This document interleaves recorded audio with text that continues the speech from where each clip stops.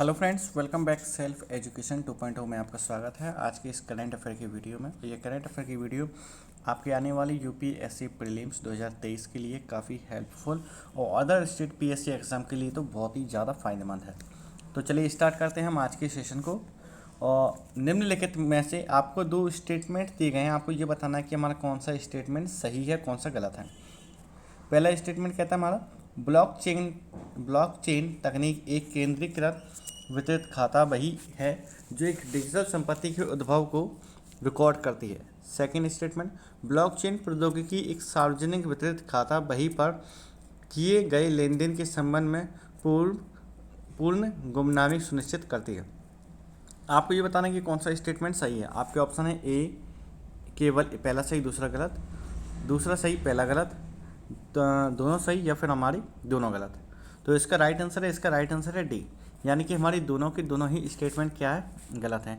तो इसका राइट क्या है, तो इसका है ब्लॉकचेन तकनीक को सबसे सरल रूप से विकेंद्रीकृत वितरित खाता बही के रूप में परिभाषित किया जाता है जो एक डिजिटल संपत्ति के उद्भव को रिकॉर्ड करती है।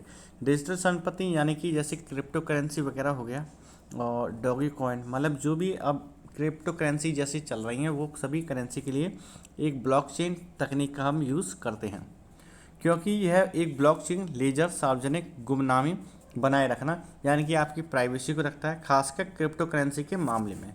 तो क्रिप्टो करेंसी में जो टेक्नोलॉजी यूज़ होती है वो कौन सी होती है, वो ब्लॉकचेन टेक्नोलॉजी यूज़ करते हैं। सेकंड क्वेश्चन हमारा सेकंड वाला, इसमें भी आपको दो स्टेटमेंट दिए गए हैं, आपको ये बताना है कौन सा स्टेटमेंट सही है।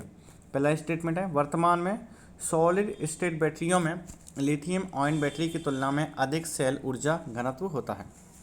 सेकेंड है सॉलिड स्टेट जो बैटरियों में आग लगने की संभावना भी कम होती है। आपको ये बताना है कौन सा स्टेटमेंट सही है।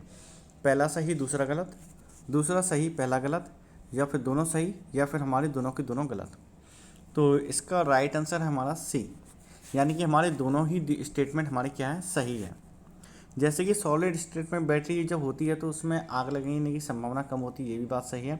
और सॉलिड स्टेट बैटरियों में लिथियम आयन बैटरी की तुलना में अधिक सेल ऊर्जा घनत्व होता है, यानी कि सॉलिड स्टेट में कम होती है, यानी कि जो डेट्रॉइट वृद्धि का खतरा नहीं होता है। इलेक्ट्रोलाइट्स वाले बैटरियों में डेट्रॉइट का खतरा नहीं होता है।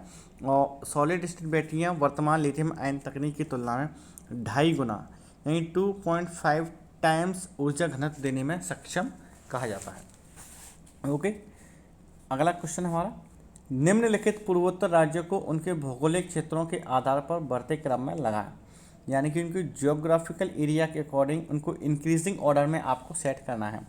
ये आपके स्टेट हैं पूर्वी, मणिपुर, नागालैंड, मिजोरम और त्रिपुरा। आपको बताना है कि इसमें क्षेत्रफल के आधार पर बढ़ते क्रम में। ओके, तो ये आपके ऑप्शन है, आपको इसका कौन सा ऑप्शन सही है, तो इसका राइट ऑप्शन है हमारा ऑप्शन ए, यानी कि त्रिपुरा। जैसे कि आप देख सकते हैं पूर्वोत्तर भारत आधिकारिक तौर पर उत्तर पूर्वी क्षेत्र यानी कि नॉर्थ ईस्टर्न स्टेट्स रीजन कह सकते हैं, भारत का सबसे पूर्वी क्षेत्र है जो देश के भौगोलिक और राजनीतिक प्रशासनिक विभाजन दोनों का प्रतिनिधित्व करता है। भारत के 8 ईस्टर्न स्टेट हैं, जिसमें सिक्किम क्षेत्रफल के अकॉर्डिंग सबसे छोटा कौन सा है, सिक्किम, फिर त्रिपुरा, फिर नागालैंड, मिजोरम, मणिपुर, मेघालय और अंत में अरुणाचल प्रदेश। आपसे पूछा जाता है कि सब ये हमारी इंक्रीजिंग ऑर्डर है, सबसे छोटा है सिक्किम है और सबसे बड़ा हमारा अरुणाचल प्रदेश है। तो इस ऑर्डर में इसका राइट आंसर है। ओके, अगला क्वेश्चन है हमारा, new health star rating system के संबंध में निम्नलिखित कथनों का विचार करें। पहला स्टेटमेंट आपका, हेल्थ स्टार रेटिंग एक लेबलिंग प्रणाली है जो पैकेज्ड खाद्य पदार्थों को 1 से 5 स्टार के पैमाने पर ग्रेड करती है। ओके, पहला स्टेटमेंट। दूसरा स्टेटमेंट कहता है हमारा, स्वस्थ विकल्पों को उच्च स्टार रेटिंग प्राप्त होती है। तीसरा स्टेटमेंट है, इसे स्वास्थ्य और परिवार कल्याण मंत्रालय द्वारा पेश किया गया है। आपको ये बताना है कि हमारा कौन सा स्टेटमेंट सही है। ऑप्शन ए पहला दूसरा दोनों सही तीसरा गलत, ऑप्शन बी पहला गलत दूसरा तीसरा सही, ऑप्शन सी दूसरा गलत यानी पहला और तीसरा सही, ऑप्शन डी हमारे के सारे के राइट। इसका राइट आंसर क्या है, इसके राइट आंसर है डी, यानी कि हमारी ये तीनों ही स्टेटमेंट सही है। जो हेल्थ स्टार रेटिंग होती है वो पैकेज ऑफर 1 से 5 स्टार तक की आपको रेटिंग दी जाती है। ओके, ये नई लेबलिंग का जो उद्देश्य है उपभोक्ताओं को चीनी हुआ यानी कि शुगर, सॉल्ट और फैट जैसी जो समस्याएं होती हैं तो आप उनको पहले ही लेबल पे मिल जाएगा कि इसमें शुगर ज़्यादा है, ये शुगर प्रोडक्ट है, ये सॉल्टी प्रोडक्ट है और ये फैट प्रोडक्ट है। तो हम अगर आपकी हेल्थ की केयर करेंगे तो हम उस प्रोडक्ट को उसी अकॉर्डिंग लेंगे।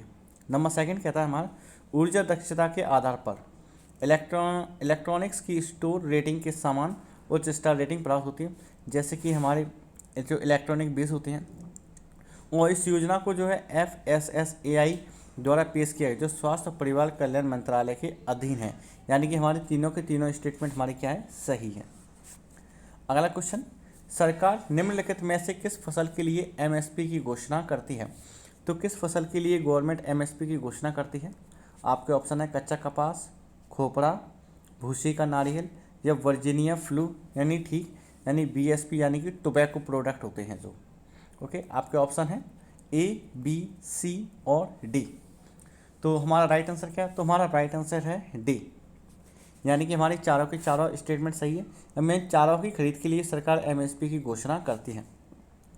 जैसे कि न्यूनतम समर्थन मूल्य MSP मिनिमम सपोर्ट प्राइस, सरकार 22 अनिवार्य फसलों के लिए यानी कि टोटल 22 ऐसे मतलब एग्रीकल्चर प्रोडक्ट्स होते हैं जिनके लिए सरकार MSP को लागू करती है, जिसमें गन्ने के लिए उचित लाभकारी मूल्य जैसे FRP, गन्ने के लिए कौन सा होता है FRP, ओके, यानी फेयर रेम्यूनरेशन प्राइस।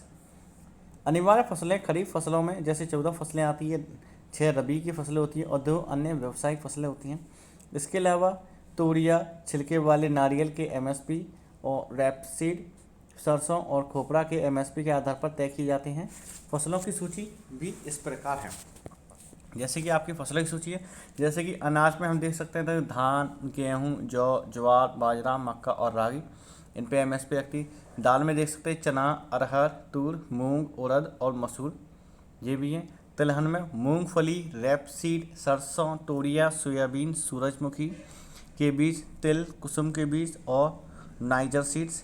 कच्चा कपास, कच्चा जूट, खोपड़ा। D भूसी नारियल होता है, गन्ना और वर्जीनिया फ्लूटी यानी कि VFC यानी टोबैको प्रोडक्ट इसमें लागू आते हैं। तो इन 22 फसलों पे MSP लागू होता है। ओके, अगला क्वेश्चन हमारा, निम्नलिखित में से कौन भारतीय अर्थव्यवस्था पर अमेरिकी संघीय दर वृद्धि का प्रभाव हो सकता है?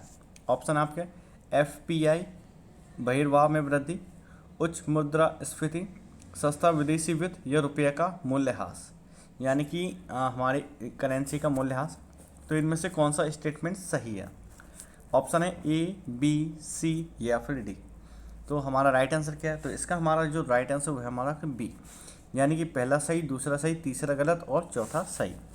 ओके, डिटेल में जानेंगे। अमेरिकी फेडरल बैंक दरों में वृद्धि इस प्रकार लागत और भारतीय कंपनियों के लिए विदेशी वित्त की उपलब्धता को भी प्रभावित करेगी।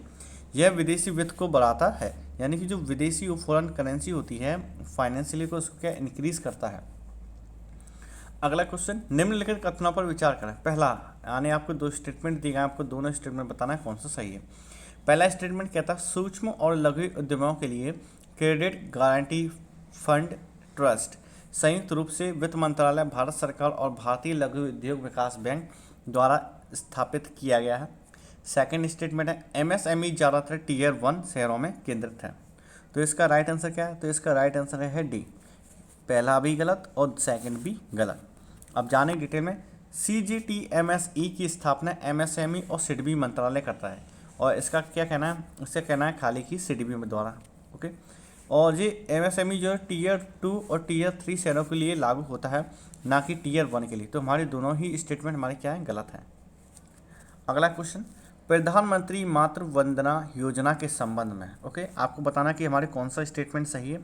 हमारा पहला स्टेटमेंट है यह पहले बच्चे के जन्म के लिए गर्भवती और स्तनपान कराने वाली माताओं को 3000 की आर्थिक सहायता देती है, यानी कि 3000 की उनको फाइनेंशियल हेल्प की जाती है गवर्नमेंट की तरफ से। सेकंड, यह योजना उन महिलाओं के लिए लागू नहीं होती है जो सेंट्रल या स्टेट गवर्नमेंट की जॉब में है।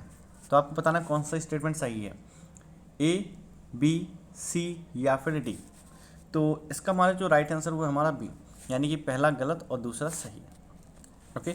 जैसे जो प्रधानमंत्री जो मातृ वंदना योजना में जो 31 दिसंबर 2016 को लागू की गई थी, इसमें 3,000 नहीं, इसमें 6,000 रुपये दिए जाते हैं। ओके। 5,000 कई शर्तों को पूरा करने पर 3 किस्तों में वितरित। आपको मतलब कि कुछ कंडीशंस होती हैं, अगर आप उनको फिल करते हैं तो आपको 5,000 रुपये दिए जाते हैं, वो भी कितनी 3 टाइम्स में। फर्स्ट इंस्टॉलमेंट, सेकेंड इंस्टॉलमेंट और थर्ड इंस्टॉलमेंट में आपको दिए जाएंगे।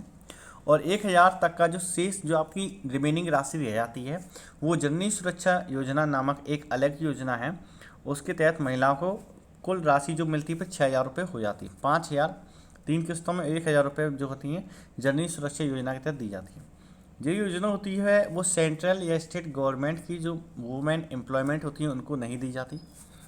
मिशन शक्ति के तहत संशोधित PMMVY के तहत दूसरे बच्चे के लिए 6,000 की राशि का मातृत्व लाभ भी प्रदान किया जाता है, लेकिन केवल जब सेकेंड जो चाइल्ड है वो क्या है, गर्ल्स हो। ओके। अगला क्वेश्चन, निम्नलिखित कथनों पर विचार करें। आपके पास 2 स्टेटमेंट है, आपको ये बताना कि हमारा कौन सा स्टेटमेंट सही है। स्टेटमेंट पहला कहता है संविधान के अनुच्छेद 343 के तहत संघ की राजभाषा देवनागरी लिपि में हिंदी होगी। सेकेंड है 8वीं अनुसूची हिंदी और अंग्रेजी सहित कितनी 22 लैंग्वेजेस हैं, यानी कि 22। तो कौन सा स्टेटमेंट सही है, तो इसका ऑप्शन है आपके A, B, C और D। तो इनमें से कौन सा सही है, तो इसका राइट आंसर वो है हमारा ऑप्शन ए मतलब पहला सही, सेकंड गलत। ओके। तो जैसे कि जाने संविधान के अनुच्छेद 343 के तहत संघ की राजभाषा देवनागरी लिपि में हिंदी होगी, ये कहा गया है। लेकिन 8वीं अनुसूची में देश की भाषाओं की सूची में पहले शेड्यूल में 14 भाषाएं थी, लेकिन अब प्रेजेंट में इसमें 22 लैंग्वेज, लेकिन इंग्लिश इसमें इंक्लूड नहीं है। और ये इसमें क्या कहता है ऑप्शन में, आपको हिंदी और अंग्रेजी सहित भाषाएं। तो इससे हिसाब से हमारा जो स्टेटमेंट है ये वाला सेकंड वाला वो क्या होता है, गलत होता है। अगला क्वेश्चन है कपड़ा के बारे में निम्नलिखित कथन। आपको मतलब कि टेक्सटाइल से रिलेटेड है। भारत दुनिया में फाइबर का दूसरा सबसे बड़ा उत्पादक है, पहला ऑप्शन। दूसरा है वैश्विक कपड़ा उत्पादन में भारत की हिस्सेदारी 41% है से अधिक है। तो आपको ये बताना कौन सा स्टेटमेंट सही है। आपका पहला ऑप्शन है ए, पहला सही। दूसरा ऑप्शन दूसरा सही, पहला गलत। सी दोनों सही और डी दोनों गलत। इसका राइट आंसर क्या है, ए, यानी कि पहला सही और सेकंड गलत। ओके। क्योंकि सबसे भारत जो है दूसरा है, लेकिन पहले पे आता है चीन, चाइना। वैश्विक कपड़ा उत्पादन में चीन की जो हिस्सेदारी है 51% है, और जबकि इंडिया की जो हिस्सेदारी है वो 6.9% है। ऑप्शन में हमको दिया था 41, जो कि कई ज़्यादा है। भारतीय राष्ट्रीय न्यायिक अवसंरचना प्राधिकरण, इसको शॉर्ट में कहेंगे हम NJIAI।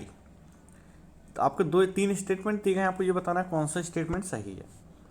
पहला है भारतीय राष्ट्रीय न्यायिक अवसंरचना प्राधिकरण को एक अम्ब्रेला नेशनल ऑर्गेनाइजेशन के रूप में माना जाता है जो न्यायिक बुनियादी ढांचे की आवश्यकता का ख्याल रखेगा। सेकंड, केंद्रीय कानून मंत्री NJIAI के शासी निकाय के संरक्षक इन चीफ के रूप में कार्य करेंगे। तीसरा है भारतीय राष्ट्रीय न्यायिक अवसंरचना प्राधिकरण को केवल सर्वोच्च न्यायालय और उच्च न्यायालयों के बुनियादी ढांचे के उन्नयन से संबंधित है। आपको ये बताना कौन सा स्टेटमेंट सही है। ऑप्शन ए पहला सही, दूसरा तीसरा गलत। ऑप्शन बी पहला गलत, दूसरे तीसरे सही। ऑप्शन सी दूसरा गलत लेकिन पहला और तीसरा सही, या ऑप्शन डी सारे के सारे सही। तो इसका राइट आंसर वो हमारा बी, यानी कि पहला गलत, दूसरा और तीसरा सही। इसके जो है संरक्षक इन चीफ होंगे कौन है, केंद्रीय कानून मंत्री। और ये जो है सुप्रीम कोर्ट और हाई कोर्ट्स दोनों के जो बुनियादी ढांचे में उन्नयन से क्या है संबंधित है। लेकिन जो CJI है यानी चीफ जस्टिस ऑफ इंडिया के शासी निकाय के संरक्षक के रूप में कार्य करेंगे और बुनियादी ढांचे, यानी कि इस तरह से हमारा 2 और 3 ऑप्शन सही। निम्नलिखित में से किस संगठन ने निर्यात तैयारी सूचकांक जारी किया है, वो भी 2021 का। ऑप्शन है उद्योग और आंतरिक व्यापार संवर्धन विभाग, आर्थिक कार्य विभाग, नीति आयोग, या इनमें से कोई नहीं। तो इसका राइट आंसर वो क्या हमारा, नीति आयोग। नीति आयोग ने प्रतिस्पर्धात्मक संस्थान के साथ साझेदारी में निर्यात तैयारी सूचकांक API 2021 जारी किया है। अब जैसे बात करते हैं नीति आयोग की। नीति आयोग के जो CEO है वो कौन है, अमिताभ कांत यहाँ के नीति आयोग के CEO हैं। इसके जो अध्यक्ष है वो कौन है, वो नरेंद्र मोदी जी हैं। ओके। तो फ्रेंड्स, ये थे हमारे आज के करंट अफेयर के सेशन। यदि आपको वीडियो अच्छा लगे तो वीडियो को लाइक करें, चैनल को सब्सक्राइब करें, और यदि आपके फ्रेंड्स भी तैयारी कर रहे हैं यूपीएससी या कोई भी सिविल सर्विस की, तो आप उनके साथ इस वीडियो को शेयर करें। जय हिंद।